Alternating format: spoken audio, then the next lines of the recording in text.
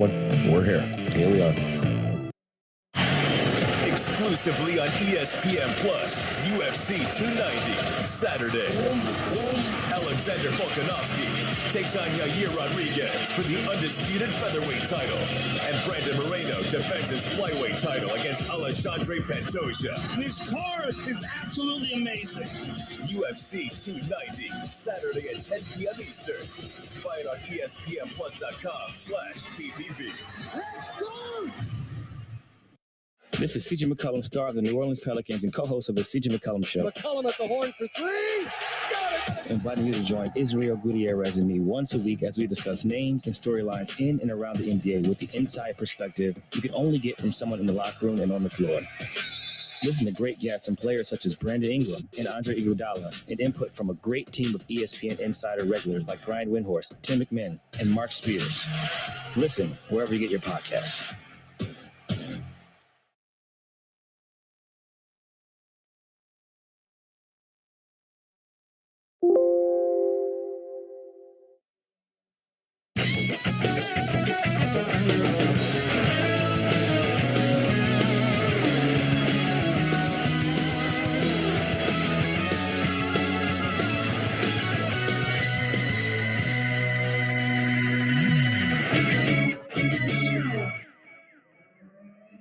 Now on SportsCenter all night. A day full of surprises from Wimbledon. Sophia kind of takes it from Coco Gauff and says, "Don't you forget about me." Ant-Man is the Wolves superhero of the future. Anthony Edwards is the face of the organization, right? I know Karl Anthony Towns is still that dude, number one pick, all of the things. There's no disrespect. But as far as Anthony Edwards, whatever the max extension is, he deserves the max extension. We take you around the diamond. And there it is. That's the end of the streak. And there's a hit finally against Domingo Herman. Plus, more from NBA free agency. I do think there's a pathway for Damian Lillard to get to Miami, but I think it's not going to be Miami and Portland one-on-one. It's going to be the third or fourth team that jumps in here that can add more draft capital. This is SportsCenter all night. I've got a Fresca sitting at home at the hotel, and I'm going to play some PlayStation tonight until 7 in the morning with him. Do you think he knows what a Fresca is? If he's young and hip, he does. Here's Alex Del Barrio. I know what a Fresca is, and it is the least delicious soda that is out there in civilization. I got to tell you that. SportsCenter all night, ESPN Radio and the ESPN app, Sirius XM Channel 80. We won't have any more soda talk, I promise you that. ESPN Radio presented by Progressive Insurance as we enter the 4th of July, Independence Day. It's a time for baseball. It's a time for hot dog eating, which we'll get to later on in the hour. And it's also a time, if we go over across the pond, with Wimbledon as things get started over at center court at the Old England Club. Let's get things started there with Novak Djokovic kicking off play at center court against Argentine Pedro Chacin, looking for the 5 feet at the All England Club. It's going to put Novak Djokovic in elite company if it can complete the deal, as only Bjorn Borg and Roger Federer have won 5 in a row on the men's side. 39 straight victories on center court for Djokovic and 28 straight Wimbledon victories. It's the 4th longest streak in the Open era. The last loss for Djokovic in Wimbledon, that was in the 2017 quarterfinals. So Djokovic won the first 2 sets in his opener against Chacin, 6-3, 6-3. The third set would go to a tiebreak as Chacin battled hard and rallied back from down 30-love, trailing in the games 5-4. But then in the tiebreak, Djokovic continued his center court dominance. There it is. Djokovic remains perfect at Wimbledon first rounds and takes a first step toward what he hopes will be his 8th championship here. It's getting used to it, and never get tired of this. Getting a nice ovation from the crowd at the Old England Club as Novak Djokovic indeed wins now his 66th straight opening round victory in a major. It's breaking a tie with Federer for the longest streak of that sort in the Open era. Djokovic joined Leah McKenzie of ESPN after the match. Well, Novak, one of the traditions of Wimbledon is that if you are the reigning champion, you get to open play here on centre court. It doesn't say anything about bringing your own towel and having to dry the grass. What a very strange match we've had. You were shouting at your son, telling him to blow on the grass to dry it. We've had Goran Ivanisevic doing a Mexican wave. Is this one of the strangest matches you've played in to open Wimbledon? Probably, but in a good way. I think, well, it was definitely frustrating, of course, for all the crowd waiting for us to come out on the court. And us players, you know, we both wanted to play, but, you know, the conditions were not great. Obviously, still slippery under the roof. And once the roof was open, it was a different story. After 5-10 minutes, we were out and about. And, you know, this is the holy grail, or the temple of tennis, so to say. You know, this court is really something special. And yeah, every time I come out, I normally come out with rackets, not with towels, but it was fun to do something different. You know, a little bit of a strange feeling, but you know, hopefully you guys liked it. So Djokovic wins in straight sets, 6-3, 6-3, and 7-5 in the tiebreak. Djokovic is back in action on Wednesday as he faces Australian Jordan Thompson for his second-round match. Now, on the women's side, Venus Williams, the 5-time Wimbledon champion, taking on Elena Svitolina. It's her 24th main draw appearance, breaking a tie with Martina Navratilova for a player on either the men or women's side of the Open era. And at 43 years old, she's trying to become the oldest woman to win a main draw match since Navratilova won a match in the 2004 Wimbledon. So going into the match, Williams looking strong early. She actually was looking to go up 3-0 in the first set, but then got into trouble with her footing. Oh, no. Oh, down. Oh, that does not sound good. Oh, boy. Venus slipping as she was. Oh, man.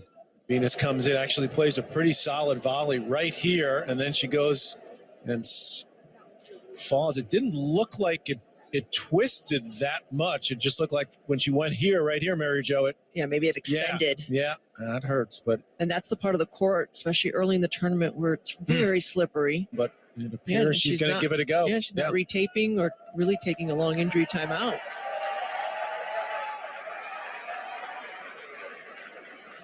Well, let's hope for the best here, obviously. So Williams would injure her right knee there, was down in pain. She would return to the match, as you heard, get strong ovations from the crowd at the All England Club. Williams did get her knee taped during the medical break after the first set. She lost that first set 6-4, and then trailing 5-3 in the second set, Svitolina would challenge an out call that would prove to end the match. This is how it sounded on ESPN. Ball was called out. Svitolina's going to challenge it. Interesting. If it's in, will it be the match, or will they replay the point? Be a judgment call from the chair umpire. Game, set, and match. Game, set, and match. It's over. And Venus is just laughing. Chair umpire didn't feel she had to play on the shot. Or it didn't affect her shot.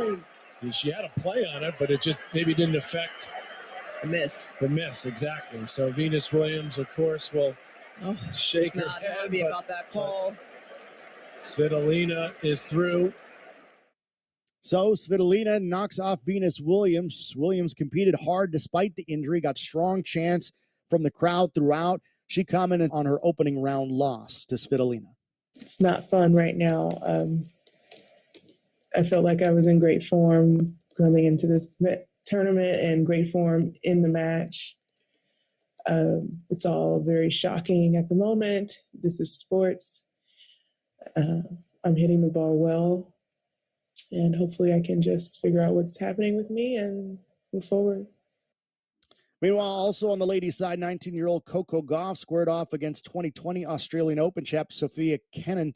Now, Sophia Kenin actually did not struggle against Coco Gauff. It was quite the opposite. Here's how the end of that match sounded.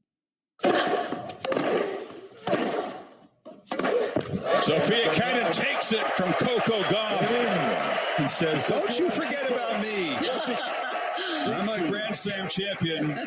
She looks hungry. She's come from the depths of the rankings. As you said, she has battled through qualifying into the main draw, and she has upset top 10 seed. So the 19-year-old goes down. Here's what Goff said after her first round loss. I think she took care more of the plus ones and plus twos a lot better than I did. And obviously my forehand, being more aggressive on those shots. I think I made too many errors on both my forehand and backhand today. Right now I'm very frustrated and disappointed. So yeah, I think it makes me want to work even harder. I feel like I have been working hard, but clearly it's not enough. So I have to go back to the drawing board and see where I need to improve and how to do the right drills to do that. So Goff done in round one of Wimbledon. Meanwhile, world number one, Iga Swiatek, cruised into the Wimbledon second round, a 6-1, 6-3 win over China's Lin Zhu on Monday. American and world number 4, Jessica Pegula, also advanced with a hard-fought 6-2, 6-7, 6-3 win over compatriot Lauren Davis. Switching gears to Major League Baseball, a lot of action on the diamond on the Monday before Independence Day. Yankees taking on the Orioles in an AL East matchup. Back on the mound for the Yankees after his perfect game is Domingo Germán. O's going for win number 50, the 49 wins in 82 games, the best pace for the O's since the 1997 season. Germán went through the Orioles in order in the first. Ryan O'Hearn up to lead off the second, just 1 for 16 in the last 6 games. He comes up to face Germán. And there it is. That's the end of the streak. 30 straight retired. Bader bobbles, and that allows O'Hearn to get to second. That should be a single and an EA. We'll see how they score it. And there's a hit finally against Domingo Germán. Again, 30 straight retired there by Germán, the leadoff batter on there in the second. You heard it there on Yes Network. Now, a couple of batters later, Cedric Mullins would drive in O'Hearn for the first Oriole run of the game. The O's would actually chase Germán from the game after just 4 1/3 innings. O's leading 3-0. It was the first time since David Cohn's perfect game in 1999 where a perfect game thrower didn't make it 5 innings in his next start. But the Yankees' bats would awaken in the 5th, and they did it with some 2-out hitting at the bottom of the order. 2 outs, nobody on for rookie shortstop Anthony Volpe. That one's driven deep to left field. Going back, hits. Turning, looking, see ya. Home run Volpe. Yankees on the board. It's 3-1 O's. He has really been really good. Drilled deep to left field. There it goes. See ya. Back to back for the Yankees. Higashioka goes yard. It's 3-2 O's. That's what it sounded like on the Yes Network. Yankees go back-to-back on Tyler Wells. He's given up 21 home runs this season, which tied for the second most homers allowed in baseball. Volpe's homer was his 11th. That ties him with Derek Jeter for second most by a Yankee shortstop in a rookie season, and also extended his hitting streak to 8 games. So Yankees take the game into the 7th, still trailing 3-2 after the Orioles were able to get Isaiah Kiner-Falefa at the plate when the Yankees had second and third with 1 out, and then Yennier Cano trying to get out of the jam with the tying run at third for the Yankees. That one gets past Rushman. Here comes Volpe. He scores. Game is tied at 3. Moving to second is LeMahieu. So Volpe scores. Yankees tie the game at 3. Then in the 8th, Harrison Bader with a couple of men on.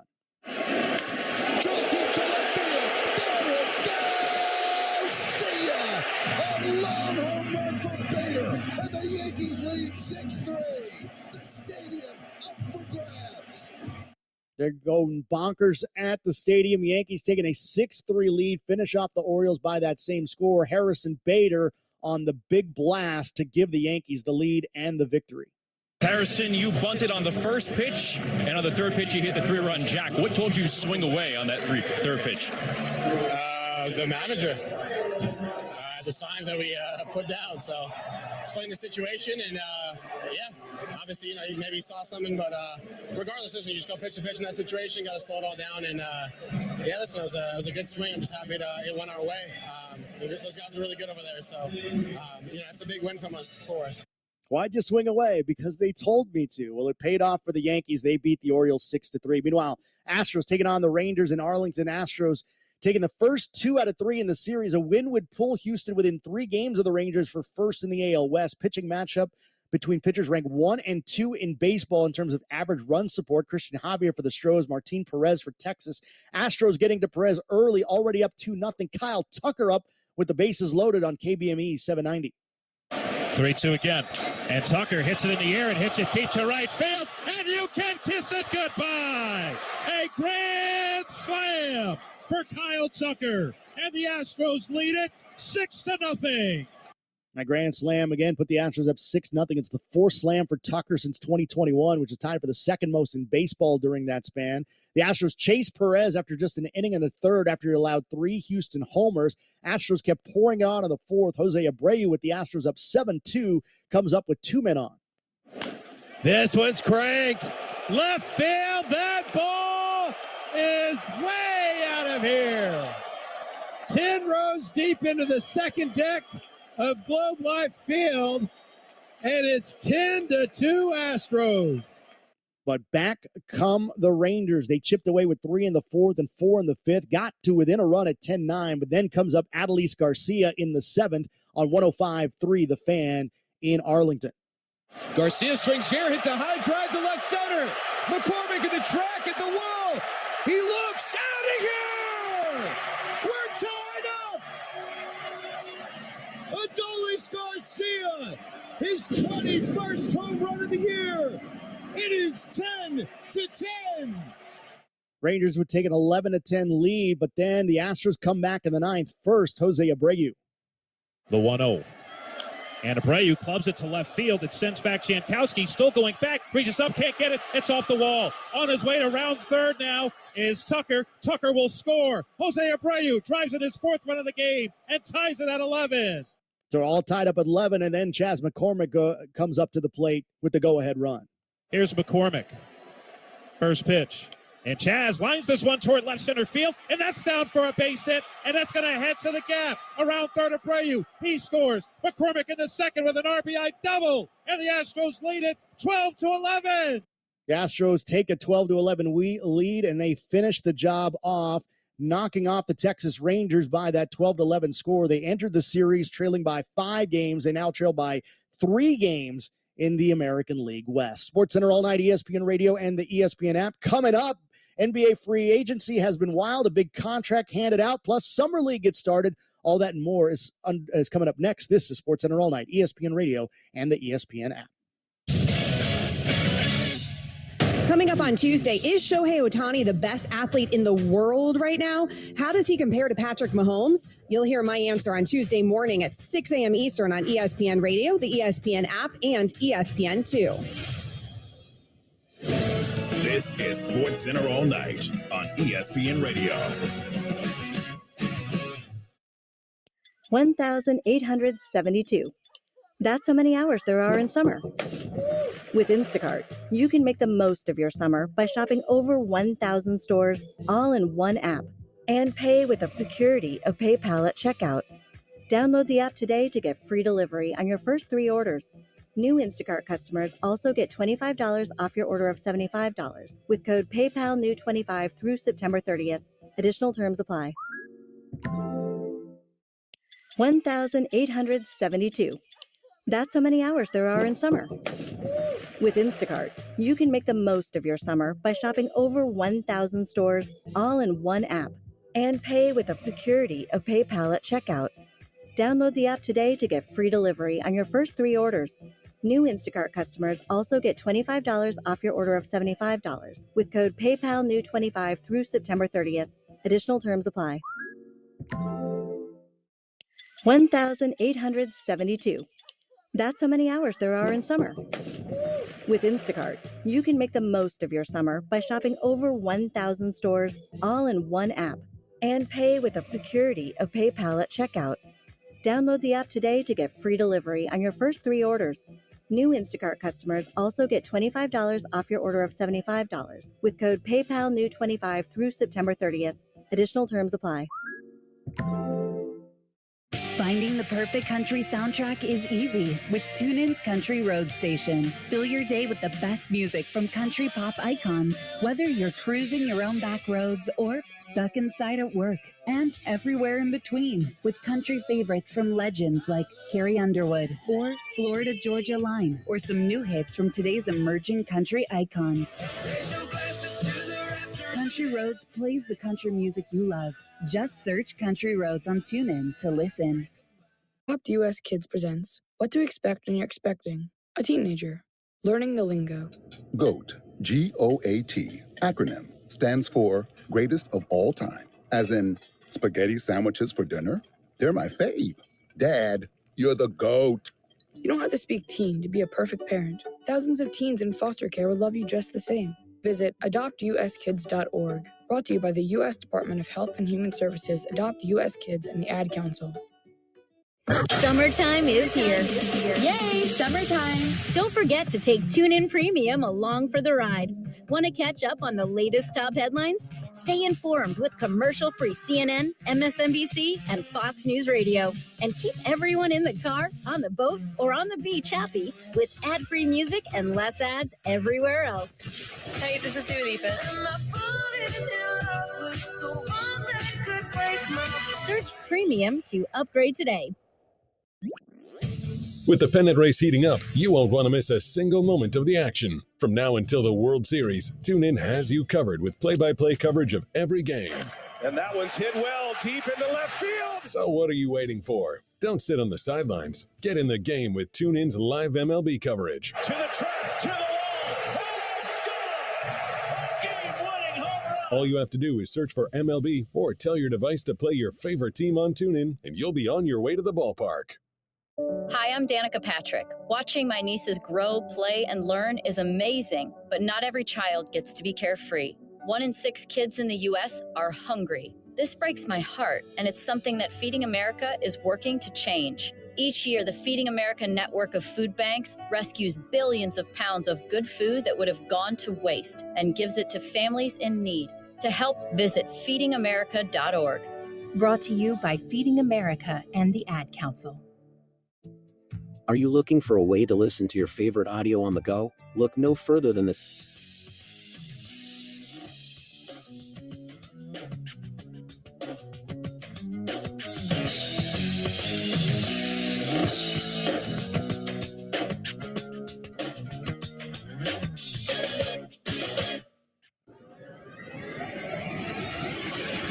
This is SportsCenter all night on ESPN Radio and on the ESPN app. SportsCenter all night, ESPN Radio and the ESPN app. ESPN Radio presented by Progressive Insurance. Progressive offers a great price and round-the-clock protection when bundling home and auto. It's one of those rare times when you could save money and get something great. Bundle today at Progressive.com. NBA free agency hot so far, plenty of movement. One player, though, staying put. The Timberwolves and Anthony Edwards agreed to the 5-year designated rookie minimum contract extension that could pay Edwards up to $260 million. Edwards agents informed ESPN's Adrian Wojnarowski, the 2020 number 1 overall pick, turns 22 in August. As for Woj, he says that Edwards is now the face of the Timberwolves. Anthony Edwards, he is the franchise player now in Minnesota. Tim Connolly, their president, they are building this organization around him. Now, by the 2024-25 season, when this new deal kicks in, Minnesota would be one of 3 teams to have 3 max players on their roster, along with Rudy Gobert and Karl Anthony Towns. I think, but for Anthony Edwards, you are seeing one of the most dynamic young players in the NBA. Made his first All-Star game this season. I think All-NBA's in his future. MVP contention is in his future. And one great part of this, he is starting the Don't Follow the Wave initiative in Minneapolis for underserved youth. If you know anything about Anthony Edwards' childhood, you'd understand why that's even more special to him. So he's a big part of this organization, certainly a big part of that community now in Minneapolis. So Edwards gets paid to the tune of 5 years and potentially $260 million. Kendrick Perkins, ESPN NBA analyst on the 6 p.m. Sports Center, had this to say about the contract extension. Duh. And As expected. Like, seriously, we're talking about one of the bright young superstars in this league. This man averaged close to 25 points, 30 in the postseason. It was written all over the wall that the Minnesota Timberwolves were going to hand them the keys to drive this vehicle, and rightfully so. But let's talk about his future. Woj just talked about him in the near future, talking about being in the MVP conversation as far as winning the league MVP. He can actually be the face of the league. When it comes down to Anthony Edwards, a few things I love about him. He's always available to the media. He holds himself accountable, and he has the personality. He has the personality that can actually be the face of the NBA. The sky's the limit for this young man, and really it's no silly. As for Ramona Shelburne, ESPN senior NBA writer, she was on NBA Today on Monday, said Edwards is a success story, and the Wolves have got to win now with their 3 max contract players. He is such a success story because when he came into the league, he really just started playing basketball. He hasn't been playing his whole life. He was a football player. And so for him to go from where he's been over the last few years to get a max contract is really impressive in the first few years of his career. And then I got to say this. They got 3 max contracts on the Timberwolves now. Yep. And when you're paying 3 players at the maximum, that's Rudy Gobert, that's Karl Anthony Towns, and now Anthony Edwards, that's a very expensive team to be losing in the first round in 5 games. So the new contract for Anthony Edwards. As for Damian Lillard, not a free agent, but a player could be on the move. He could be going to the Miami Heat. We just don't know yet. Bobby Marks was on ESPN Radio in the morning, said the Blazers are trying to work on that trade for Dame now. If you're Portland, yes, we will help Damian Lillard get to Miami, but let's expand this and let's take Tyler Hero and take him to a 3rd or 4th team, because how do I get 4 first-round picks? How do I get 5 first-round picks here? Because I signed Anthony Simons a year ago. Do they duplicate each other? I do think there's a pathway for Damian Lillard to get to Miami, but I think it's not going to be Miami and Portland one-on-one. It's going to be a team. Maybe it's Brooklyn. Maybe it's Utah. Maybe it's a 3rd or 4th team that jumps in here that can add more draft capital. Coming up, more baseball. SportsCenter all night, ESPN Radio and the ESPN app. Greeny. If you and I meet as adults, I shouldn't know when your birthday is, and you shouldn't know mine. Am I wrong? Who here thinks I'm wrong?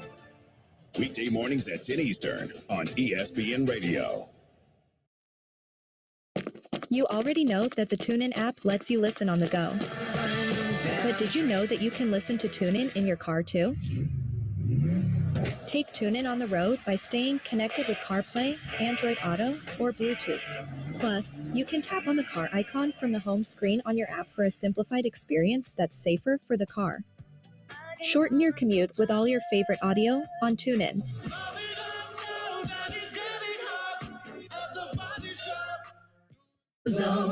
Welcome to AutoZone. What are you working on today?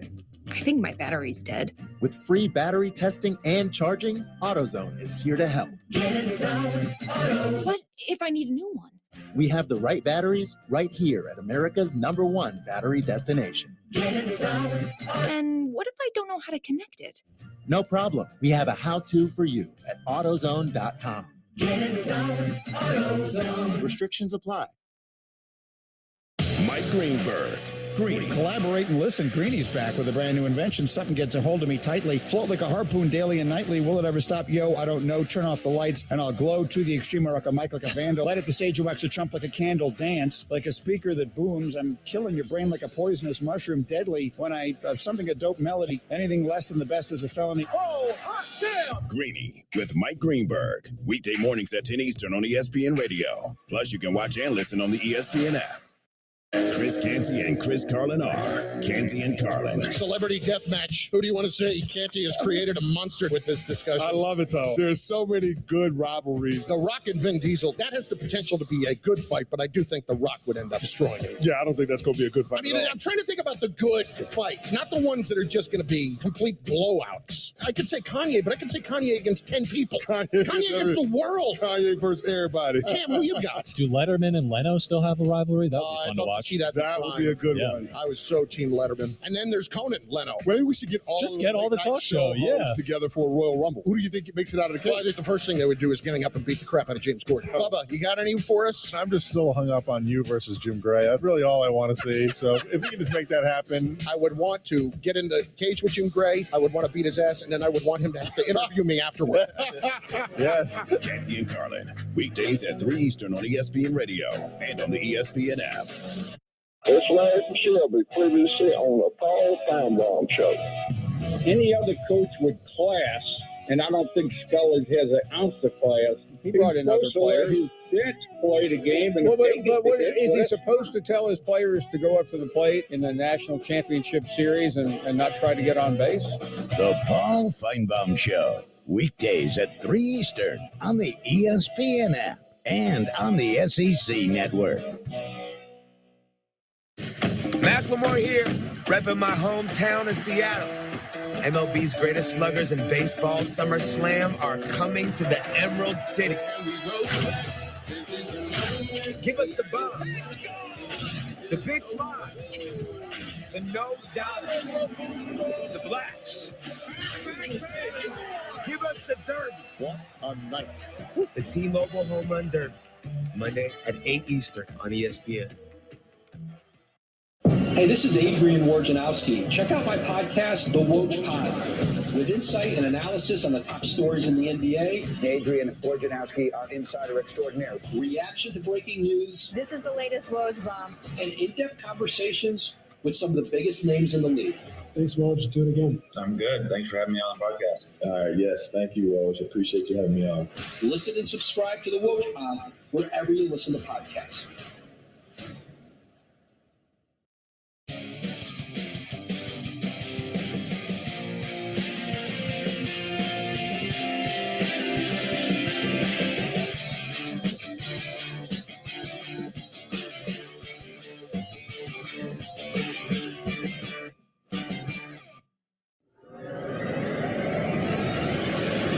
This is SportsCenter all night on ESPN Radio and on the ESPN app. SportsCenter all night, ESPN Radio, and the ESPN app. Tune into an Independence Day doubleheader today on many of these ESPN radio stations. The Yankees will host the Orioles, followed by the Braves and Guardians. Coverage begins at 12:30 p.m. Eastern on ESPN Radio and the ESPN app. Half-hour headlines on SportsCenter all night. Here are your half-hour headlines here on SportsCenter all night. Alex Savario here with you. Glad to have you with us here across the network. Brandon Miller making his NBA debut in Summer League as things get started over in Sacramento. He said he shook off some jitters, scoring 18 points in the game, but it was the Spurs minus Victor Wembanyama with the Summer League opening victory, 98-77. Julian Champagnie with 30 points for San Antonio in the victory. Again, no Wemby until the Spurs make it to Vegas. Meanwhile, Atlanta's Ronald Acuna Jr. continues to make headlines with his incredible start to the season. The All-Star outfielder became the first player to reach 20 homers, 40 stolen bases, and 50 RBIs before the All-Star break. The Braves beat the Guardians from Cleveland 4-2 today. Acuna 1 for 4 with a run scored in the game. And the Wimbledon over at the All England Club in Wimbledon got things started with a big day over across the pond. Novak Djokovic continues his torrid streak in Wimbledon openers, looking for another Wimbledon title. Pam Shriver and James Blake, our ESPN tennis analysts, were on the 6 p.m. Sports Center, had this wrap-up on the first day over in England. A memorable day one of the championships, a compelling matchup. Venus Williams, 5-time champion, 43 years of age, taking on Ukrainian Alina Svitolina. How did you think that fall in the first set affected Venus? Well, she mentioned that she was in shock. You could see that on her face. She didn't even get it retaped right away. It was as if she didn't know what she was going to do at that point. And, that's to be expected. She's been through so much, but injuries can always play such a role. And she's talked about how slippery the grass can be at the start. She did her best to get through it. A great champion, fought till the end. Are we going to see Venus back here on center court? I hope so. I don't know. The other compelling first-round match, an all-American clash between former Australian Open champion Sonia Kennan and Coco Gauff. What a display of talent on court one. This is really incredible. A really tough matchup for Coco Gauff in the first round. Kennan, having so much success in the past before the pandemic, one of the best players in the world, and getting through qualifying really in great form. So I expect her to be back in the top 20 or 30 in the world the way she played today. If she can continue that, I see her rising in the rankings very quickly. And back to the drawing board with Coco Gauff's forehand, as it really broke down a lot in the match. Someone's forehand who did not break down. Novak Djokovic, who hasn't lost on center court in 10 years. Yeah, nothing breaks down for Novak Djokovic. Even with the delay, with the little bit of rain, the roof closed, then it opened again, nothing seems to bother him out there on center court. And why should it? Like you said, hasn't lost in 10 years. I'd bring a couch out there and make that my living room, basically. He's doing incredible work and continuing to add to his records. Djokovic has lived inside the top 10 in the world, seems like forever. Someone new to the top 10 we see tomorrow, Frances Tiafoe. Tiafoe is such a great story. We all, I think, got to know him so much more in his run to the U.S. Open semifinals last year, and you wondered if he'd follow it up.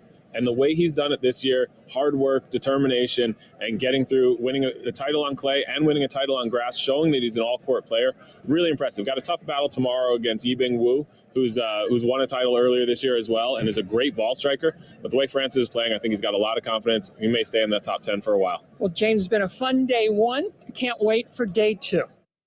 So a very fun day one in Wimbledon, and Novak Djokovic with the victory as he continues his torrid pace through Wimbledon over the course of his career, looking for another Wimbledon title. He'll be back in action coming up on Wednesday. Switching back to Major League Baseball, the battle for the NL Central continues to heat up. Both the Reds and Brewers entering Monday's action with a 45-39 record. Milwaukee hosting the Cubs, who are 7 out in the Central. The Cubs had started to string some wins together, but the last week has not been good for the Cubbies. Just 1-6 in the last 7 entering Monday's play. Cubs, though, finding some offense early, already up 3-0. Nick Madrigal in the third, looking to pad the Chicago lead. And the 1-0. Line drive down the left field line. That's going to be a fair ball. It's going to drive in 1. Racing around third is Morel. It's going to drive in 2, and the Cubs lead 5-0. 2-run double, Nick Madrigal. Madrigal on the Cubs radio network with the 2-run RBI double. Cubs would take a 6-0 lead into the bottom of the fourth, but the Brewers would find their offense, getting 3 runs in the third to cut the deficit in half. Then the Brewers would pull even. Bases loaded in the 7th for Jahmai Jones. Once again, on the big league roster for the Brewers, coming up with a big spot with the bases loaded. K's first pitch to him, a fly ball out to center field. Back on it is Bellinger. It's over his head. One hops the wall. Yelich is in. Miller is in. Toppy around third. He slides in there safely. Jahmai Jones, welcome to the crew. Jones clears the bases with a 3-run double, and we are tied at 6. What a comeback from the crew. 620 WTMJ on the call there, all knotted up at 6 after the Brewers trailed at 6-0. Then in the 8th, Willie Adams with a chance to give the Brewers the lead. And the pitch. Willie, base hit to right. 1 run is in. Yelich will hold at third. And the Brewers have the lead at 7-6 on a base hit to right field by Willie Adames. How about that one, folks? So Adames comes up with the big RBI single to give the Brewers the 7-6 lead. They'd add an additional run on a sacrifice fly. Brewers come from all the way back. They score 8 unanswered runs and knock off the Cubbies 8-6 for their 46th win of the year and keep pace in the National League Central, staying in a share of first place, or at least taking a half-game lead. But what would the Reds do, the other team in that NL Central race, taking on the Nationals? Already 1-0 in favor of Cincinnati. We go to the 4th on 700 WLW. Joey Votto at the plate. The 1-1. This ball's lifted high in the air, deep left field. Back it goes, and it is gone. Hello, Joey. Joey Votto, a 2-run home run into the Reds bullpen in deep left center. He goes the other way to stretch the Reds lead to 3-0. It was 3-0, and they survived a rally from the Nationals, who scored a run in the fourth and another one in the sixth. A one-run victory for the Reds, so they keep pace with the Milwaukee Brewers. Both teams tied atop the National League Central. The Brewers winners of 3 in a row. Cincinnati, the winners of 2 in a row. Meanwhile, Joey Votto, the person who hit that big 2-run blast that ended up being the game-winning hit, had this to say after coming up with a victory on what they would be doing after to celebrate. You like my backwards hat and untucked jersey? Ellie and I do this. We're young, we're hip. This is what young and hip people do. So, I've got a Fresca sitting at home at the hotel, and I'm going to play some PlayStation tonight until 7 in the morning with him. Do you think he knows what a Fresca is? If he's young and hip, he does. Well, I don't know any young and hip folks that are drinking Frescas these days, Joey Votto, but you do you, my friend. Again, the Cincinnati Reds 3-2 victory over the Nationals. It's all tied up atop the National League Central. How about another team in the NL Central, the Pittsburgh Pirates, taking on a team in the NL West? That's the Los Angeles Dodgers. Dodgers with 46 wins on the day, entering play on Monday and needing some better cooking at home. The Dodgers having lost 4 of their last 6 at Dodger Stadium and just 2 wins in their last 9 games when they've played the Pirates over the last 2 seasons, facing off against Pittsburgh starter Mitch Keller, who just made an all-star team. Keller in the top 5 in the NL in strikeouts. Dodgers trailed 1-0 and then even the game on a Max Muncy homer. Then in the second, Jason Hayward. And now 3 balls, 2 strikes, 1 out and 1 in for the Dodgers. There's a line drive, 1 hop off the glove of Santana, kicks to the sidewall.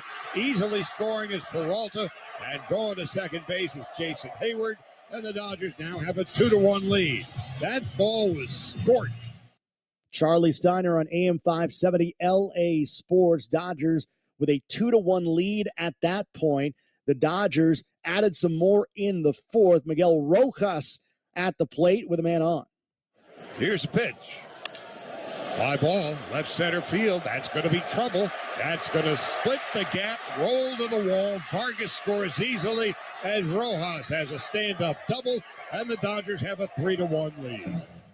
So the Dodgers finish off the Pittsburgh Pirates on the day, 5-2 the final score.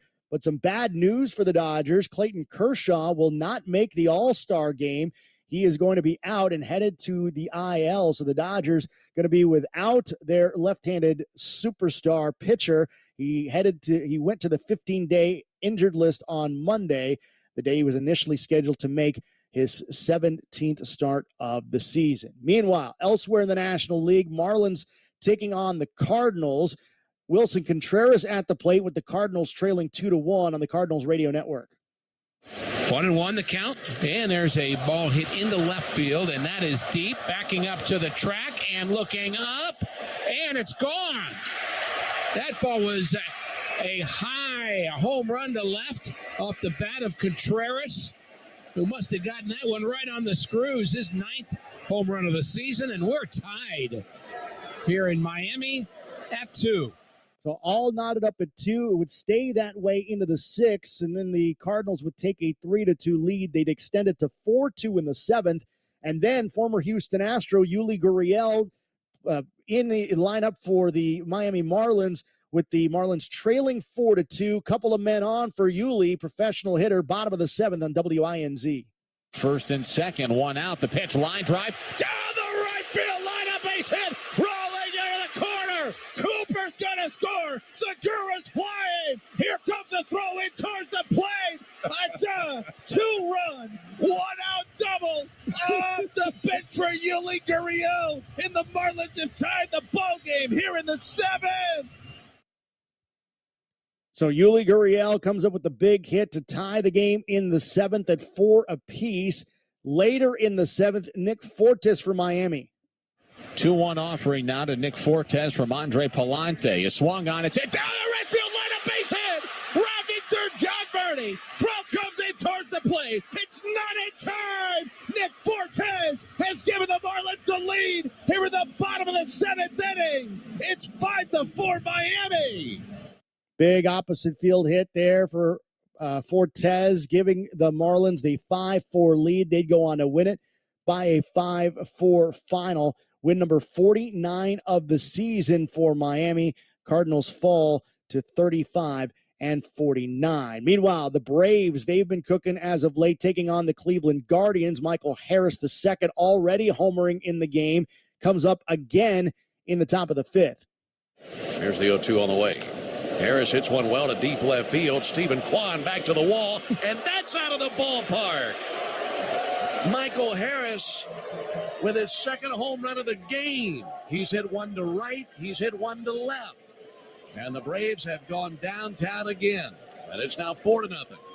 4-0 at that point. Guardians would get a couple of runs in the seventh, but the Braves come up with the victory. They're 57th of the year, 57-27 their record now as the Braves knock off the Guardians 4-2. Mariners and the Giants in a late one in San Francisco. It was a back and forth game. We go to the top of the ninth inning in a game that was tied. Julio Rodriguez with an opportunity to extend a Seattle lead after they took a 3-2 lead. Here it is on Seattle Sports 710 a.m. Here's the pitch on the way. Swinging a line shot. Left field. In toward the corner. Extra bases. France will score. Heading for third is Wong being waved in by Manny. The throw-in is going to be cut off by Brandon Crawford. Here comes Wong on the score. 2 runs are in. Julio Rodriguez in at second base with a 2-run double. And the Mariners now lead the Giants 5-2. What a clutch base hit. Holy smokes, off the bat of Julio Rodriguez. Rodriguez with a big-time hit for the Mariners there to give them a 5-2 advantage. And the Mariners would extend that lead to make it 6-2 going into the bottom of the ninth for the Giants. And then Blake Sable coming to the plate with a couple of men on to try to get this one closer. Sewall pitches. Sable hits a high drive center field. Rodriguez back at the wall. Gone! Blake Sable has kept this game going with his second home run of the night. It's 6-5. Sable on today, 2 for 4, both of those home runs, 5 runs batted in. All the runs driven in for the Giants were off the bat of Sable, but that was all the runs the Giants would get. 6-5 would be the final. Mariners sneak past San Francisco. They are now just a game under 500 at 41-42. SportsCenter all night, ESPN Radio, and the ESPN app. As we continue on, July the 4th is a day for fireworks. It's also a day for the Nathan's Hot Dog Eating Contest. Joey Chestnut going for his 8th consecutive mustard yellow title belt. He's the reigning and defending champion. We will hear about his story on the other side. This is SportsCenter all night, ESPN Radio, and the ESPN app. Coming up on Tuesday, which NBA teams have regressed the most? I'll give you my answer, and it might surprise you. Kick off your 4th of July the right way, 6 a.m. Eastern on ESPN Radio, the ESPN app, and ESPN2. ESPN Radio SportsCenter all night. More next. 1,872. That's how many hours there are in summer. With Instacart, you can make the most of your summer by shopping over 1,000 stores all in one app and pay with the security of PayPal at checkout. Download the app today to get free delivery on your first 3 orders. New Instacart customers also get $25 off your order of $75 with code PayPalNew25 through September 30th. Additional terms apply. 1,872. That's how many hours there are in summer. With Instacart, you can make the most of your summer by shopping over 1,000 stores all in one app and pay with the security of PayPal at checkout. Download the app today to get free delivery on your first 3 orders. New Instacart customers also get $25 off your order of $75 with code PayPalNew25 through September 30th. Additional terms apply. 1,872. That's how many hours there are in summer. With Instacart, you can make the most of your summer by shopping over 1,000 stores all in one app and pay with the security of PayPal at checkout. Download the app today to get free delivery on your first 3 orders. New Instacart customers also get $25 off your order of $75 with code PayPalNew25 through September 30th. Additional terms apply.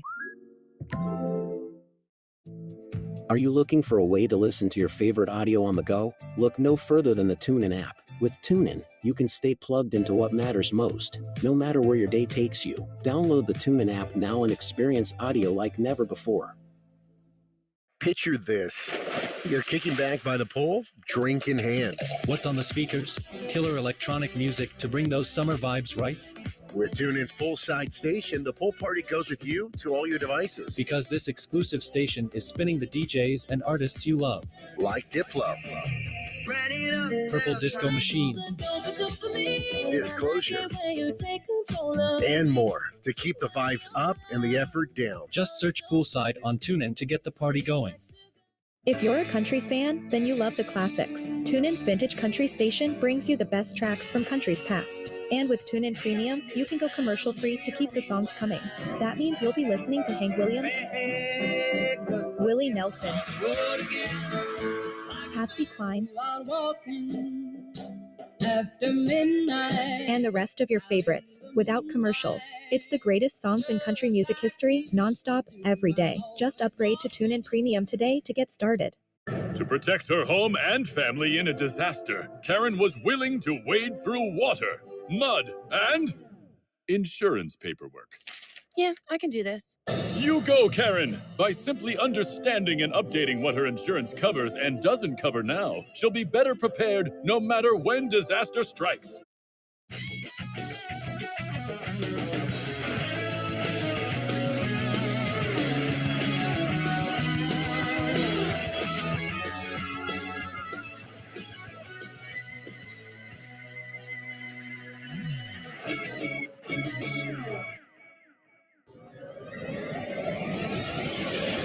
This is SportsCenter all night on ESPN Radio and on the ESPN app. SportsCenter all night, ESPN Radio and the ESPN app. ESPN Radio presented by Progressive Insurance. Now, it is the 4th of July, and Joey Chestnut owns this day. He is a plus 3,000 favorite to once again take home the mustard title belt in the Nathan's Hot Dog Eating Contest. The 15-time reigning, defending, undisputed champion of hot dog eating once again takes the stage. Michelle Steele on ESPN on the Nathan's Hot Dog Eating Contest and Joey Chestnut's dominance. It's hand to plate, hand to mouth, repeat. Hand to plate, hand to mouth, repeat. It's become a 4th of July tradition. Joey Chestnut crushing wieners and would-be rivals at Nathan's Hot Dog Eating Contest, which he's won a stomach-churning 15 times. But the tradition might feel a little different this year. There's increased security. Rich Shea does color commentary for the event on ESPN. What happened last year with that on-stage aggression was very odd and does not happen. And actually, the day itself is typically just a clean, smooth, fun celebration, very colorful, very red, white, and blue. Last year, with Chestnut on his 18th hot dog, an animal rights protester briefly interrupted his rhythm, and Chestnut responded, throwing the protester to the ground and continuing his binge eating, ultimately putting away 63 dogs. When Joey took that protester down, I mean, I've always thought of him as the Michael Jordan of competitive eating, kind of became the Hulk Hogan of competitive eating at that moment, but he didn't really miss a beat. I mean, he says that he claims that he was about 5 hot dogs short because of that interruption, but he still won the contest with 63 hot dogs and buns. The animal rights group Direct Action Everywhere, which claimed responsibility for last year's outburst, told ESPN they could not confirm whether another protest is planned, but would, quote, love to see animals' perspectives continue to be elevated. To make it as difficult as possible for anyone to disrupt the event, I'm told they'll be vetting spectators much more closely, especially the ones nearest to the stage. Now, organizers want those eaters to feel as comfortable as they can be, scarfing down dozens of hot dogs. I'm Michelle Steele, ESPN. And that contest will air live on ESPN at noon Eastern today. A lot of great action on the diamond. Let's get to our top sound with Mark Robbins.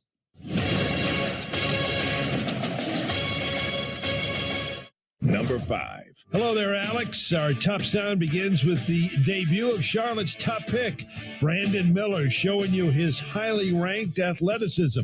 This comes from ESPN. Miller, goes out. A little circus. Circus shot by the number 2 overall pick. Okay, Brandon Miller. Look at this. Oh, you love to see it. And now, again, almost a third one with a little bit of that off arm. That's something we want to see him work on with just going through guys with his strength. But double pump in the air to try and throw that one like a reverse layup over his head to get the and one. Oh, yeah, that's your number 2 pick right there. Number 4. The Braves' Michael Harris helps out not once but twice as Atlanta wins its 9th straight.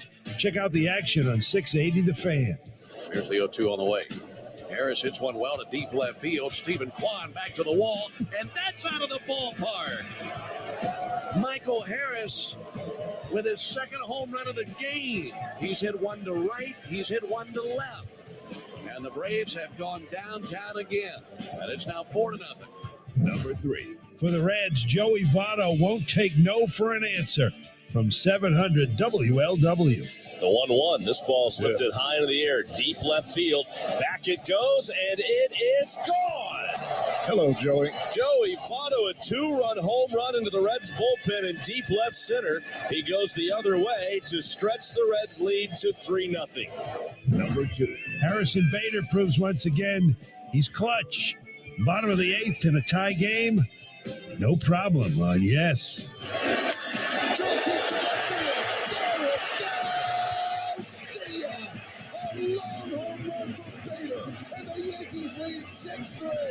The stadium up for grabs. Number 1. And the defending champ starts off pretty clean at Wimbledon. The call from ESPN. There it is. Djokovic remains perfect at Wimbledon first rounds and takes a first step toward what he hopes will be his 8th championship here. Just getting used to it, maybe never get tired of this. A big day today on ESPN Radio on the 4th of July. Yankees hosting the Orioles, followed by the Braves and Guardians on many of these ESPN radio stations. Coverage begins at 12:30 Eastern. And coming up, to get your 4th of July started here on ESPN Radio, it's ESPN Radio in the Morning with Drew Carter and Amber Wilson. For our entire ESPN Radio crew, I'm Alex Zabarrio. This has been SportsCenter All Night on ESPN Radio and the ESPN app. Coming up on Tuesday, we're continuing to react to all of the NBA free agency moves. Which teams still need to make the biggest splash? We'll talk about that and more on Tuesday morning at 6 a.m. Eastern on ESPN Radio. 1,872. That's how many hours there are in summer. With Instacart, you can make the most of your summer by shopping over 1,000 stores all in one app and pay with the security of PayPal at checkout. Download the app today to get free delivery on your first 3 orders.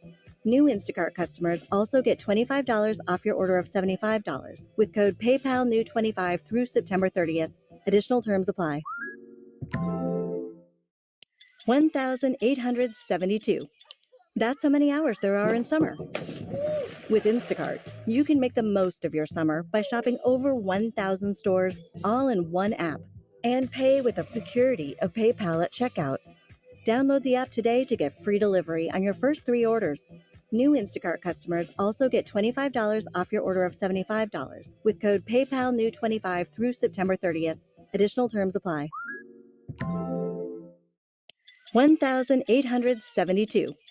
That's how many hours there are in summer. With Instacart, you can make the most of your summer by shopping over 1,000 stores all in one app and pay with the security of PayPal at checkout. Download the app today to get free delivery on your first 3 orders. New Instacart customers also get $25 off your order of $75 with code PayPalNew25 through September 30th. Additional terms apply. The great symphonies and the most moving chamber compositions are all on TuneIn Sounds of the Symphony Station. Listen to the world's sweeping masterworks from the greats like Mozart,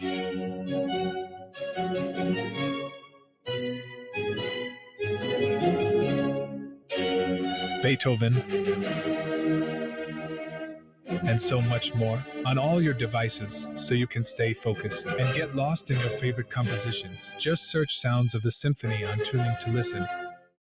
If you having girl problems, I feel bad for you, son. I got 99 problems. But sports ain't one. Sports. Deep to left field. There it goes. Thrown it and wide open. Touchdown. As long as you listen to sports on TuneIn, you don't have any problems. Sports and Sports Talk is on TuneIn Radio. Search sports to listen now. TuneIn's Poolside Station is your one-stop shop for pool party playlists. And now you can keep those good vibes going uninterrupted by going commercial-free. It's as easy as signing up for a TuneIn Premium plan. Then you'll be pumping Diplo, Purple Disco Machine, Disclosure, and more through your speakers with absolutely no ads. With TuneIn Premium, the party never stops. Just upgrade today to get started. You already know that the TuneIn app lets you listen on the go. But did you know that you can listen to TuneIn in your car too? Take TuneIn on the road by staying connected with CarPlay, Android Auto, or Bluetooth. Plus, you can tap on the car icon from the home screen on your app for a simplified experience that's safer for the car. Shorten your commute with all your favorite audio on TuneIn.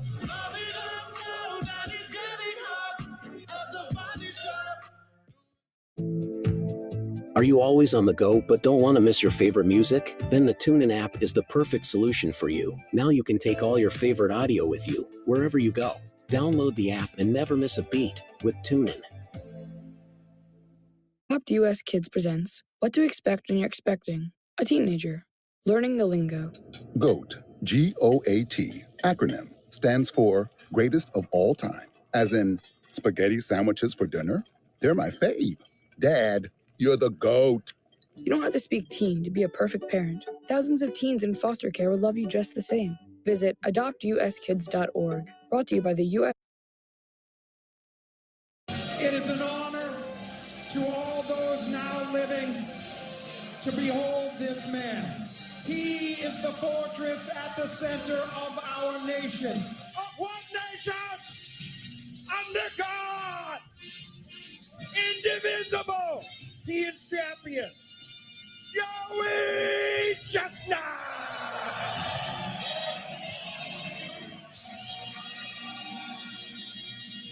Cause I got a really big team, and they need some really big rings. They need some really nice things. Better be coming with no strings. Birthday, Amber Wilson and Drew Carter hanging out with you on this 4th of July. I can eat things like no one's ever given me that sort of introduction that you just heard coming in here for Joey Chestnut. You can watch us, by the way, on ESPNU. Has anybody ever said those things about you, Drew? No, definitely not. I'm not really a big hot dog guy, so I feel like I would never get that introduction. I hate ketchup, which I was getting ridiculed for before the show. Are you a ketchup person, Amber? There was an odd, considering it's 6 a.m, there was an odd debate going on back in Bristol where all of you guys are about ketchup and the importance of ketchup in our lives. And it does feel like a weird day to have this conversation because to me, ketchup connotes America. So I feel like it would be a slanderous day to say anything negative against ketchup. I'm okay with ketchup. Like I had a burger last night.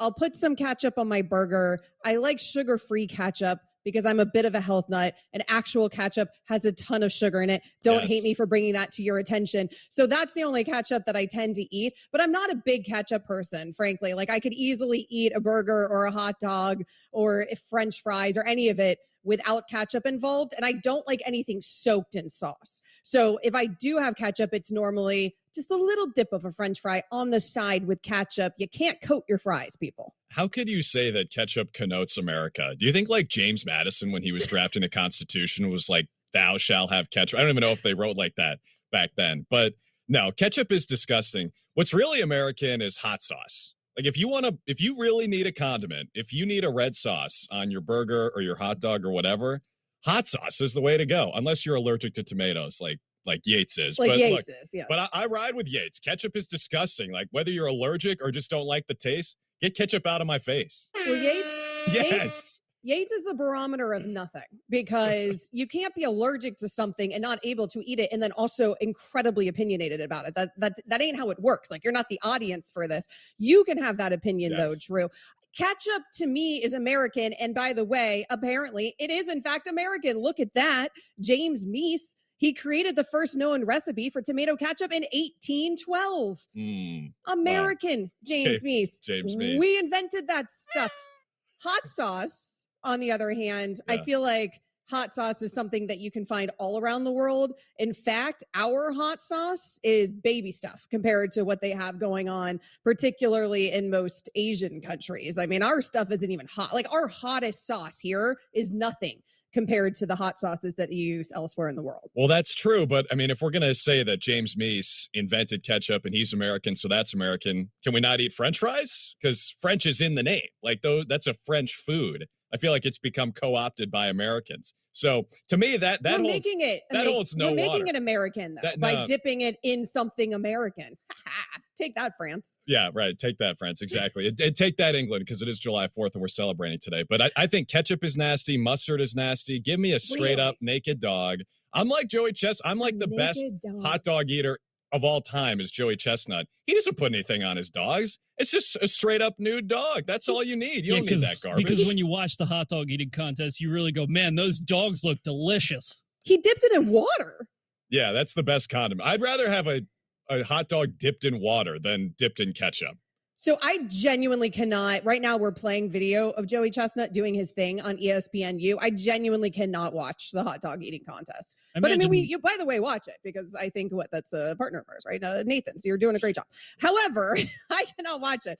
It quite literally makes me feel nauseous watching them eat those particular hot dogs. And I'm not a hot dog gal, anyways. But it's not like I'm generally disgusted by hot dogs. I'm disgusted by those particular hot dogs. I just think it's funny how today on the Worldwide Leader, we're going from Wimbledon for like 11 hours straight to the hot dog eating contest. Could you have two more polar opposite sporting events than Wimbledon, where, there's a strict dress code, everyone wears white, it's grass, it's proper, it's England, straight to the most American thing of all time, which is just shoving hot dogs down your throat. But I'm with you. I think the only appeal of watching the hot dog eating contest is that dude with the straw hat with the string around it, because he's on something, and it's not hot dogs, it's not Allegedly. ketchup. That guy has the most juice of anyone in any event. He loves what he does more than any other American, so you got to respect that. But by the time we get to the actual eating of the hot dogs, I'm out. I'll go back to Wimbledon. I'll watch a replay of our show. So anything over the hot dog eating contest, because there's no drama. Joey Chestnut is like a minus 20,000 favorite today. I did your show last night, Joe and Amber. Oh, well, thank you. Yeah, right. Glad somebody did. Yeah, exactly. You know that show, Joe and Amber? I'm not sure if you've heard of it. So I did that last night with your friend Joe Fortenbaugh, who's a big gambling guy. And we were talking about Joey Chestnut. The over-under is 72 and a half hot dogs, and he's such an overwhelming favorite. You'd have to bet like $4,000 to even win $100. There's no intrigue. If Kobayashi were still in the hot dog eating contest and we had like a real rivalry, I'd be in for that. But am I going to watch a guy, gorge himself with dogs and double up everybody else? Probably not. This is an awful take. This is like saying, oh, man, Tiger is just too good at golf. I just don't like watching it. I hate Tiger winning all those majors. That's such a ridiculous comp. Even when Tiger was at the peak of his power, Tiger versus the field was a question. Chestnut versus the field is not a question. It's Chestnut versus the dogs. No, it's Chestnut versus himself. Oh, yeah. Like last year, he said that he left something like 4 hot dogs on the table because the protester, the animal rights activist that stormed the stage, you guys remember Joey Chestnut had to tackle the activist, then go back to eating. It didn't seem to miss a beat, but he said after the contest that he thought that interruption actually cost him something like 4 hot dogs. They have amplified all their security at the Nathan's hot dog eating contest this year. So we probably will not have one of those disruptions this year. We'll see if he can beat himself. But that's all Joey Chestnut's trying to do. I mean, it's like watching the greatest to ever do it, and you're supposed to be appreciating his greatness, Drew, and it doesn't feel like you appreciate Joey Chestnut's greatness. By the way, you were mentioning the odds there. We showed it on ESPNU, minus 3,000, Joey Chestnut. The guy after him, Jeffrey Esper, is a plus 1,400. Ain't even close. So you're telling me I'm supposed to be on the edge of my seat to see if Joey Chestnut can eat 76 instead of 75 dogs? That's what you guys are telling me? Maybe he'll break the record. Nice. Were you bored watching Mike? Well, you didn't watch Michael Jordan because you're 12, but are you bored watching LeBron James? Are you bored watching Shohei Ohtani? Are you bored watching the greatest to ever do their thing in front of you over and over and over again? Come on. If the greatest to ever do their thing is eating hot dogs, yeah, I'm out. Like, you're telling me, let's take something in mundane life. The greatest grocery store shopper of all time, the most efficient person, they can get in and out of Target in 15 minutes and get everything they need. If it's the greatest of all time, I'm not going to watch that. That's not entertaining. People would sign up for that. I might see it once. Like, I thought Joey Chestnut was fun the first time I saw it. He's going to win his 16th today. It's not that entertaining. And by the way, I might actually sprinkle a little wager on one of the underdogs because, as Kevin Malone from The Office said, if anyone gives you 10,000 to 1 on anything, you take it. You're falling for it. Yeah. You're falling for the rope-a-dope there by thinking that anybody else has a chance. He's been upset, once, right? Once. Yeah, in his career. He's won 15 of the last 16, so someone must have beaten him. I think it was Kobayashi, right? I don't remember. Actually, I didn't think it was. I thought it was another name that I wasn't familiar with. It was Matt Megatoad Stoney. There you go. Of course, Megatoad. How could you forget, Drew? Megatoad and his incredible performance. What happened to Megatoad? Is he in this year's contest? I mean, what happens with these guys? Actually, Joey Chestnut, I heard a long-form interview with him once. His life is much more interesting than I ever realized it was because competitive eating is an entire thing. And the way he has to train for competitive eating, honestly, it sounds like a terrible thing. I mean, it's not something that, I don't know how you discover that you have this talent, but it's a talent that you actually have to hoard in on and work at. And we only tend to, in large numbers, tune into the Nathan's hot dog eating contest. There's a lot that goes into competitive eating throughout the entire year beyond this one contest. And there's a lot of training that goes into it because you have to keep your, stomach stretched in the it's not something I could do. How many hot dogs do you think you could eat in a 10-minute span, Drew? 2. And then I'm tapping out. Yeah, me too. 2 dogs, 2 naked hot dogs with nothing on them aside from the wiener and the bun, and that's it. And that's a choice on your part. You're not saying because of the contest component. You're saying, like, right now, if you were on 4th of July after this show, firing up the grill, you're gonna eat a hot dog. You are choosing to eat that thing with just a bun and nothing on it. 100%. Like maybe some jalapenos. I'll throw a few jalapenos on my hot dog. Or is that a pepper? What's or a like a jalapeno or some bacon, or I'll throw up in some stuff to make it interesting. But ketchup and mustard, absolutely not. And I actually think that big ketchup is partially responsible for the decline of our country. We just established that we cannot say anything negative about ketchup today because ketchup is American. That's what I'm saying, though, Amber. Like, they have you. They've gotten you.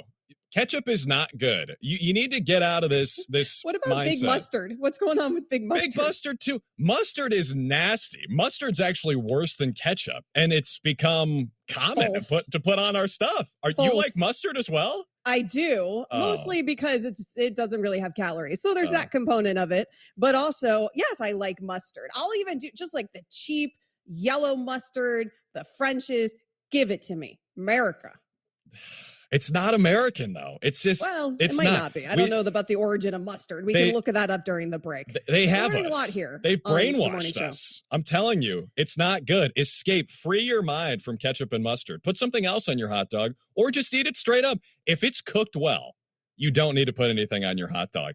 Now, I will say this. Why do we do a double and triple hamburger, but we never do a double wiener? We never do a double hot dog. I think it's the actual physics of trying to stack a hot dog on top of a hot dog is probably quite complicated. I'm sure someone somewhere has done that, though. I think it's a pretty good idea. I think stacking tubular meat is more difficult than stacking a patty. I was not very good at physics. That's why I'm sitting here as a sports radio host. Nevertheless, I think that probably takes some more maneuvering. Speaking of maneuvering, there are a lot of moves going on in NBA free agency, but there is one move that a team is saying they absolutely will not make, even if prime Michael Jordan is on the table. We'll get into that next. Amber Wilson and Drew Carter this morning on ESPN Radio.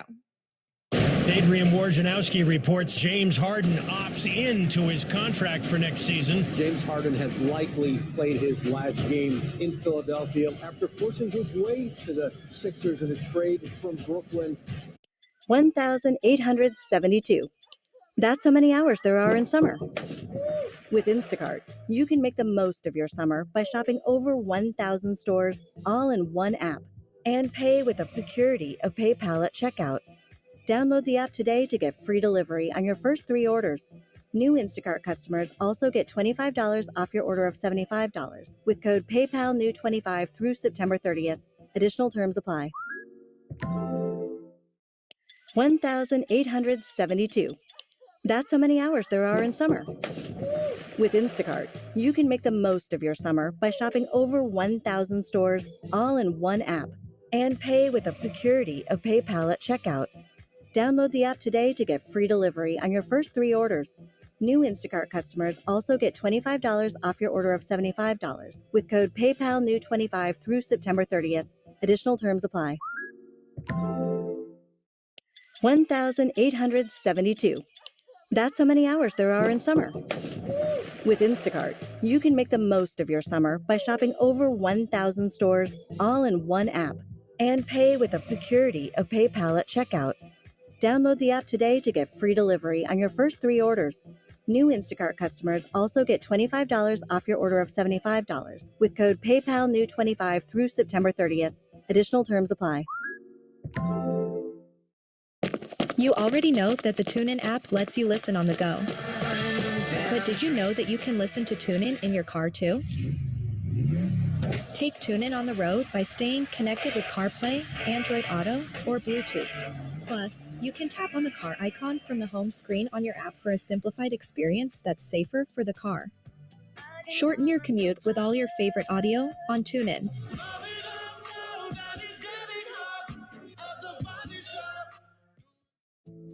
Are you looking for a way to listen to your favorite audio on the go? Look no further than the TuneIn app. With TuneIn, you can stay plugged into what matters most, no matter where your day takes you. Download the TuneIn app now and experience audio like never before. At TuneIn, baseball is our favorite pastime. Light it up. Swinging and a miss. That's a team record. And this year's MLB season is right at home on TuneIn Premium. All season long, you can hear every game from every team across your favorite devices, like your phone, your smart speakers, and even in your car.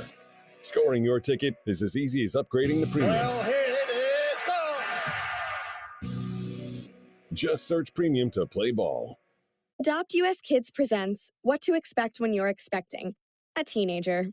Learning the lingo. Jelly. Jelly adjective. Jelly is a shorter, better way to say jealous. As in, Chloe, I am like so jelly of your unicorn phone case. You don't have to speak teen to be a perfect parent. Thousands of teens in foster.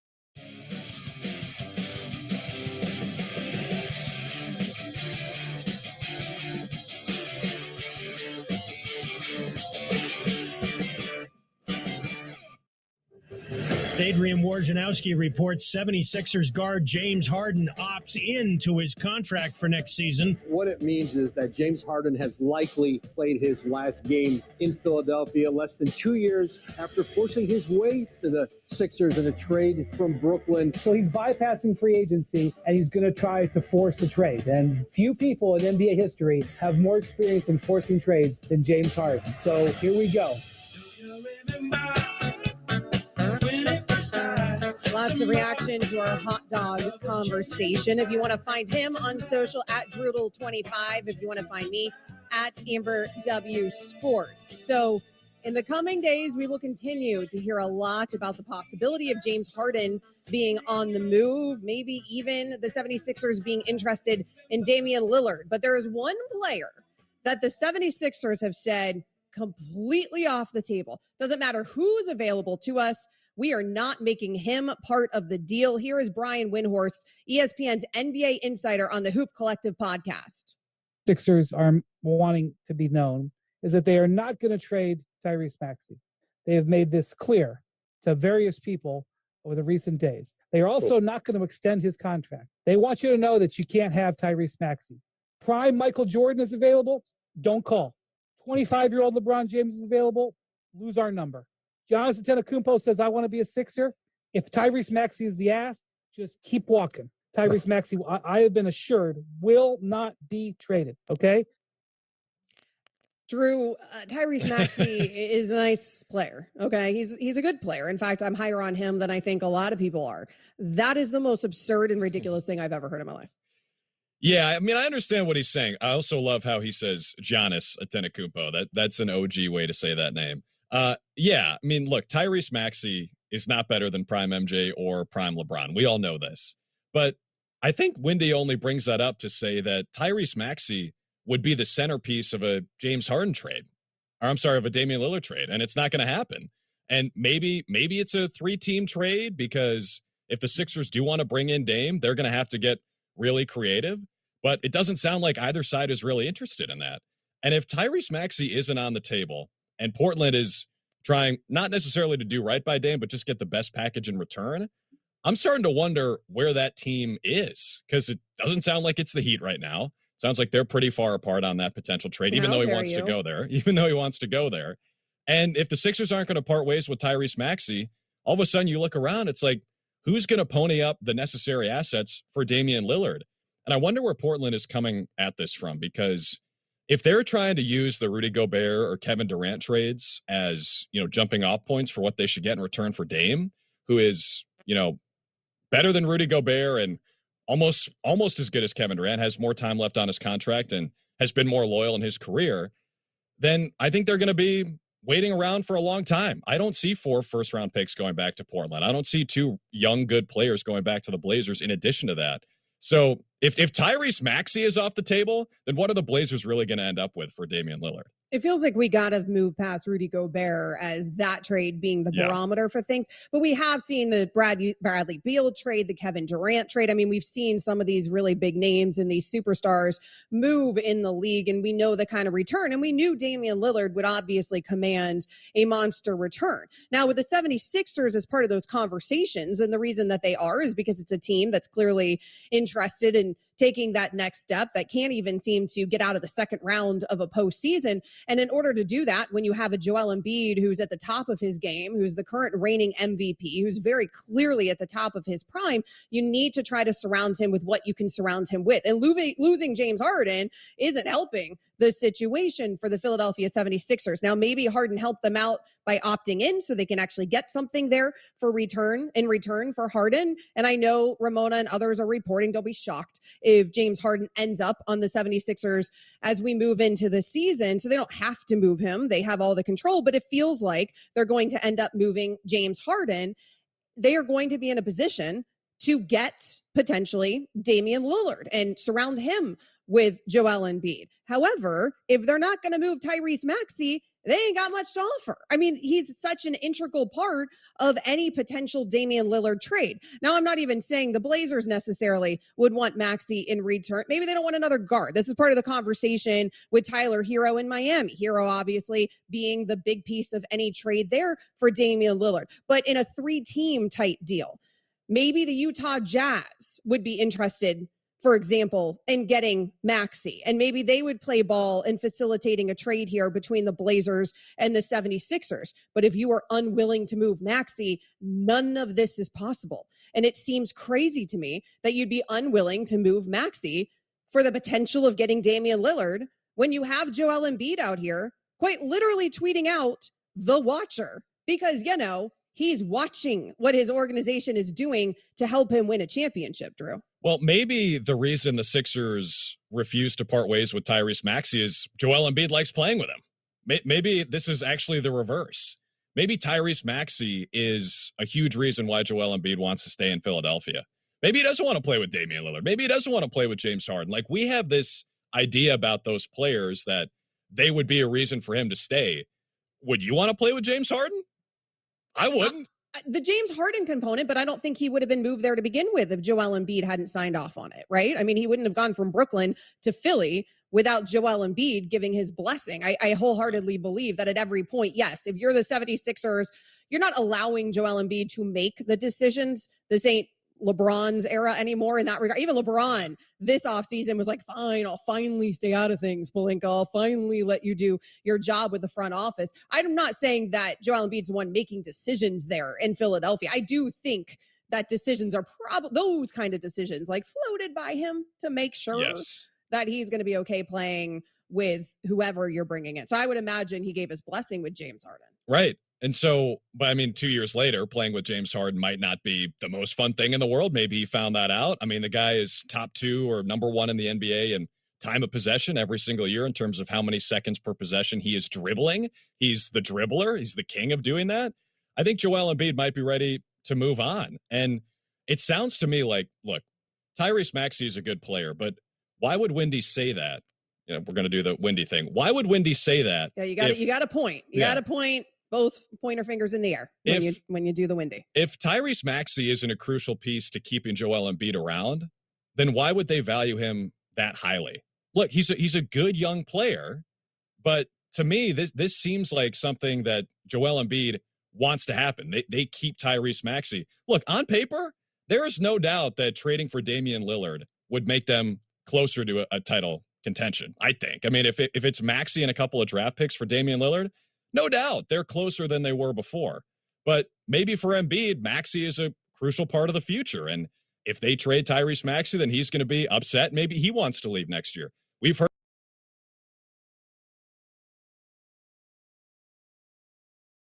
Bonfire at the lake with friends. First, I need a spritz of my off clean feel. My summer style is all about fun and not about... I don't need mosquito bite red clashing with this crochet top. It's purple, it's bright. I could definitely pair it with my amethyst eyeshadow palette. Best part is, ugly mosquitoes won't be messing with my fiery vibes. With Off Clean Feel, I've got 8 hours of not sticky, fragrance-free protection.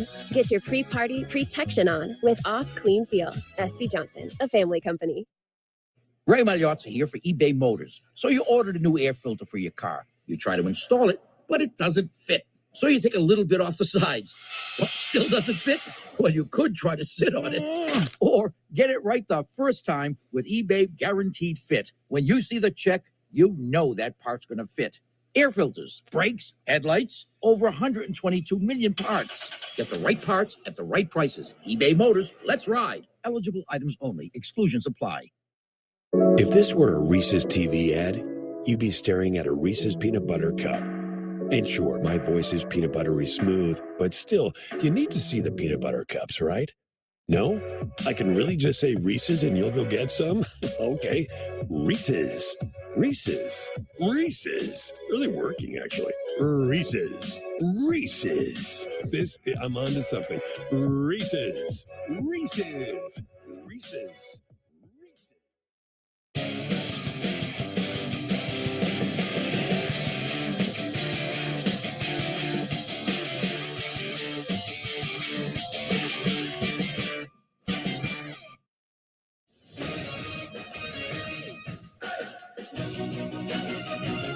Brandon Miller made his summer league debut for the Charlotte Hornets on Monday night, finishing with 18 points in a 98-77 loss to the San Antonio Spurs at the California Classic. The number 2 pick showed some jitters through the first 3 quarters, committing 6 turnovers and finishing the night with 7 fouls, but scored 12 of his 18 in the fourth and shot 5 of 11 for the game.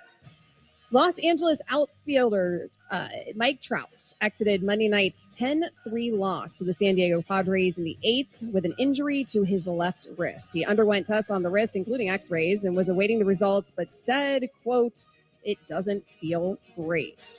The Milwaukee Bucks have agreed to a 1-year, $2.7 million deal with free agent guard Malik Beasley, sources told Woj on Monday. The Lakers declined his $16.5 million player option before the start of free agency, making him an unrestricted free agent. SportsCenter is brought to you by Progressive Insurance. For a job you'll love, visit progressive.com/careers.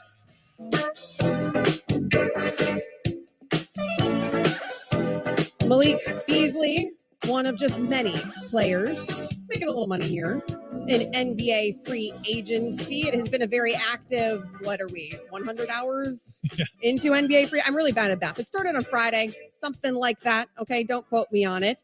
So since Friday, it has been a very active NBA free agency market. Some teams have gotten better. Some teams maybe have gotten worse. So who are the best teams as we head into another NBA season, which really isn't anytime close, but there's never too soon, Drew, to do lists. We love lists around here. Yeah, right? we love lists. We'll probably rank our top 5 fireworks later on in the show. Hot dog condiments. It's all about lists, especially here in the summer when there aren't that many sports happening. It is July. And at that, it is July 4th. So there's not much going on, but there is NBA free agency going on. So teams have certainly been making some serious moves. Here is my top 5 NBA teams heading into next season.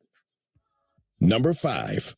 Number 5 is my Miami Heat. Now, I know you guys probably thought that I was going to have the Miami Heat number 1 on this list. And frankly, I struggled even putting the Heat in my top 5, if I'm being honest, because this is a Heat team that lost Gabe Vincent, that lost Max Strus in free agency. But it's also a Heat team that seems to be able to pluck those guys out of no man's land and create them each and every single year. They have an unbelievable scouting program there in Miami and an unbelievable developmental program there in Miami. So I'm glad they didn't overpay those guys to keep them, frankly.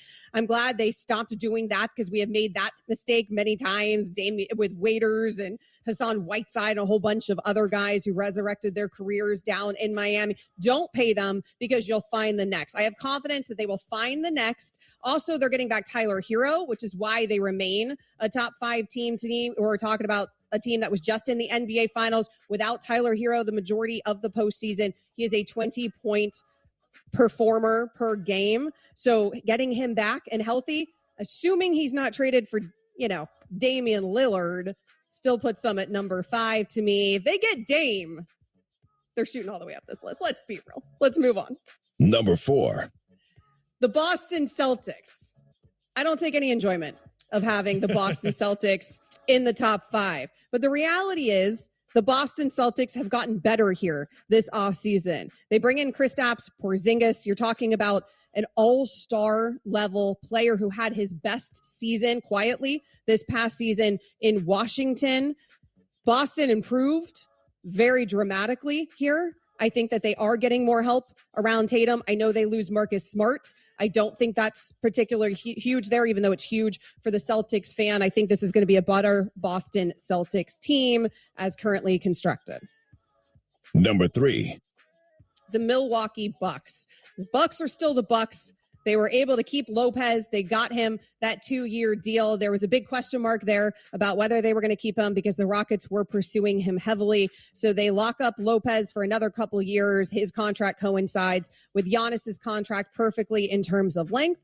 They also lock up Chris Middleton. They're able to pay him for 3 years. The Milwaukee Bucks are still the Milwaukee Bucks. They have the best player in the Eastern Conference on their court at any given time in Giannis. Obviously, we saw what the Miami Heat did to the Bucks in the postseason, but also Giannis was injured. So a healthy Bucks team is still sitting at the top of the East. Number 2. The Denver Nuggets. The Denver Nuggets, the team that just won the NBA championship. But you lose Brown here in free agency. The Nuggets have actually had a very rough free agency. They lose a couple key guys here, Drew, and they don't do anything at all to replace those guys. So I'm not a fan of the moves that they have made and not made here in free agency. It's an owner that doesn't love to spend a ton of money. That's just the reality of what's happening there in Denver. They're going to be relying very heavily for Jokic to do Jokic things. And yes, Jokic is the best player in the NBA. He is absolutely phenomenal, but the team around him just got a little bit worse. And there's a whole lot of teams in the NBA that have gotten a lot bit better. So I have the Denver Nuggets now sitting at 2 instead of 1. And the team I have at number 1. Number 1. The Phoenix Suns. Now that might surprise people because I just shot Phoenix all the way up the list. And it's an experiment that we saw in snippets last season. It didn't go amazing by any means in the postseason, except for now, of course, you bring in Bradley Beal to this equation. And when they made that move, all you heard over and over again, Drew, was there's no depth, there's no depth, there's no depth. So yes, you have Booker, you have Beal, you have KD, but you don't have depth. Well, guess what they did in this offseason? They got some depth. They got long, they got size. They did everything they could with these minimum contracts. They handed out like 6 of them or something, minimum contracts. They were really attracting players who, by the way, had other options in other teams. Now, some of that might be who they get to play with now in Phoenix. Some of that might be the way they structure these minimum contracts. You're talking about a Phoenix Suns team that offered a player option there in year 2 for these minimums, which what that does is prevents them from being able to be traded this season. So these guys that have come to Phoenix and agreed to sign the minimum with Phoenix know that they're going to be in Phoenix playing along those 3 superstars this season. That allowed the Phoenix Suns to get that depth and get better around those 3 guys. Although it's not big splashy names because they've already made those moves for the Phoenix Suns, they actually are a team that probably gets an A++ grade for what they did so far in free agency, because there was only so much they could do and they did exactly what they could. What do you think? There's my top 5. I didn't put the Heat at 1. I really hope Michael Malone is not listening to this, because Michael Malone was the king of saying the Nuggets got disrespected during the playoffs last year. They won the championship like 5 minutes ago, and they're already off your number 1 spot. I mean, first of all, they're number 2. Like, everybody settled down. But yeah, they haven't had That's crazy. A particularly good free agency here. I do think losing Bruce Brown matters. I do think them not wanting to pay a couple of their key pieces moving forward. I mean, they're not helping out Jokic too much with letting some of that championship team walk away. Now, some of that's the price that you pay, right? When you do.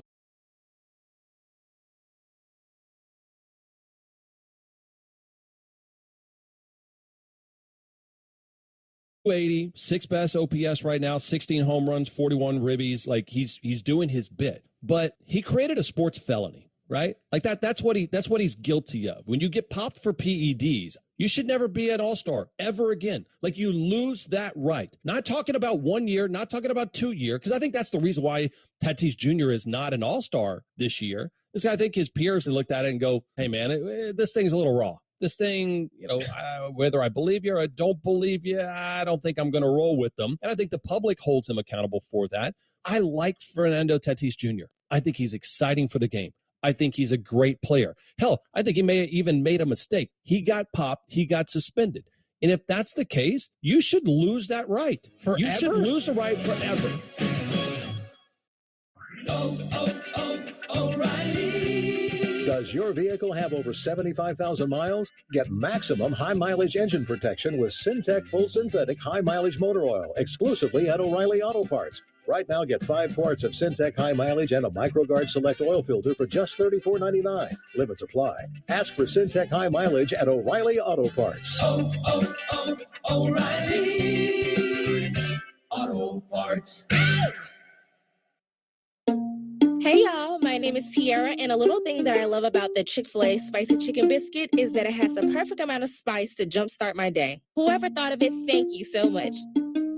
Hi, my name is Robert, and the little thing I love about Chick-fil-A Spicy Chicken Biscuit is the biscuit. It reminds me of my grandma's homemade biscuit. It's always buttery and savory. Then you add the spices, instant classic.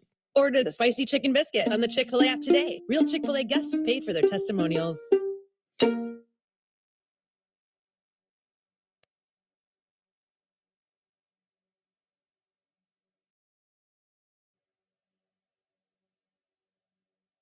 It is an honor to all those now living to behold this man.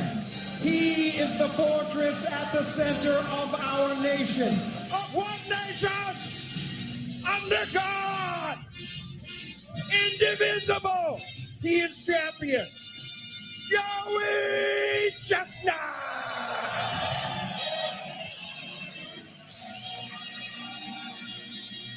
Cause I live and breathe this Philadelphia freedom. A lot of people calling Joey Chestnut an American hero. for eating a lot of hot dogs. I think that might be overstating it a bit, Drew. We did just have a caller call him that. Drew Carter, Amber Wilson here on ESPN Radio. We are presented to you by Progressive Insurance. You can find him on social at Drudel25. You can find me as well at Amber W Sports. Hero might be overstating it a bit, but I do think one of the attractions with the Nathan's hot dog eating contest that is coming up on ESPN today is that it feels like something that the everyman could accomplish, which, by the way, is actually not true, because apparently competitive eating is an entire thing and there's training and it's year round and there's a whole circuit. Yeah. Well, but right there, well, I guess there's no days off in competitive eating. I don't know how it works. However, there's a lot more to it than I think we realize, but it feels like something that those of us that are helplessly unathletic and yet love sports could actually maybe accomplish in life. Love sports and love food. I mean, if Joey Chestnut can be a dominant athlete, maybe so can we. Yeah, he's an American hero, maybe.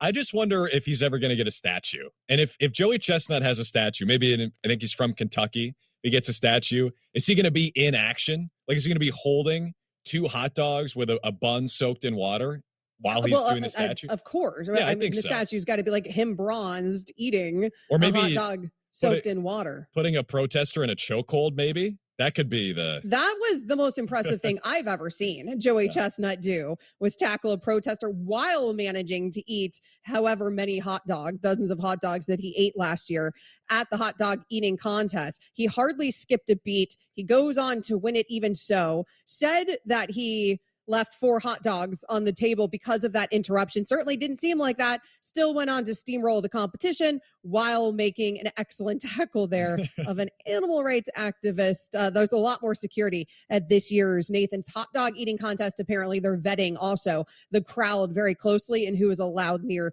the stage. We are taking your phone calls on all things hot dogs and July 4th related food, because it is the 4th of July, baby, and it is July. Don't worry, we're mixing in a little NBA free agency talk. We did the serious sports thing. Let's have some fun. 888 say ESPN, 888-729-3776. LS is in Virginia. Hey, LS, what are your thoughts on ketchup? Yes, I love ketchup on French fries. Not so much on hot dogs, though. Ketchup is good on hamburgers. The best hot dog is deep fried hot dog, foot long. Here we go. Now we're talking. Yeah. Yes. Yes. Hey, wait, is it breaded? Is it deep fried hot dog breaded, or is it just thrown in a fryer unbreaded? Yeah, just throw it in the fryer. Really? So it's like nice and crispy. I could see that. I'm obsessed right now, Drew, with my air fryer, which I'm not sure is at all the same thing as what LS was just discussing, and probably not quite as good, but a lot healthier. And I do like with my air fryer that it crisps food. If I ate hot dogs, which I tend to not, but if I ate hot dogs, I would probably try it in an air fryer. Whatever, Amber. Enough with this health stuff. It's the 4th of July. It's all about eating as many calories as possible. You got your low sugar ketchup. No, if you're gonna do ketchup, which is nasty in its own right, you might as well go full on. Go full sugar. That's American. No. There's nothing more American than a deep fried hot dog. The food is already American in itself. And then you throw it in the deep fryer. I like what LS is putting down. It's like how to take something that's incredibly unhealthy for you and make it even unhealthier. Yes. That's what we do here in America. So take that, every other country, and also today, England. 888 say ESPN, 888-729-3776. That's where we find Maurice. Maurice is in North Carolina. Hey, Maurice, what are your thoughts here on hot dogs? Hot dogs, gotta have my bun toasted, and ketchup. No ketchup though. Yes, I hate ketchup on everything. 2 for 2, Maurice. So many ketchup haters. Mustard, slaw, onions, and chili. Bang, bang. Onions and chili. No, see, now you went off the rails. But I do like the toasted bun. That does feel necessary, Drew. I want Maurice to make my hot dogs on this 4th of July. That sounds delicious. You get a toasted bun. You add some good stuff. None of that garbage. None of that ketchup. None of that mustard. None of that relish. The good stuff. I'm a firm believer in 2 good foods mixed together is almost always good. Like French fries in your Frosty at Wendy's. Doesn't seem to make any sense, but it's delicious. So you take chili And a hot dog, I like both of those things. Put them No. together.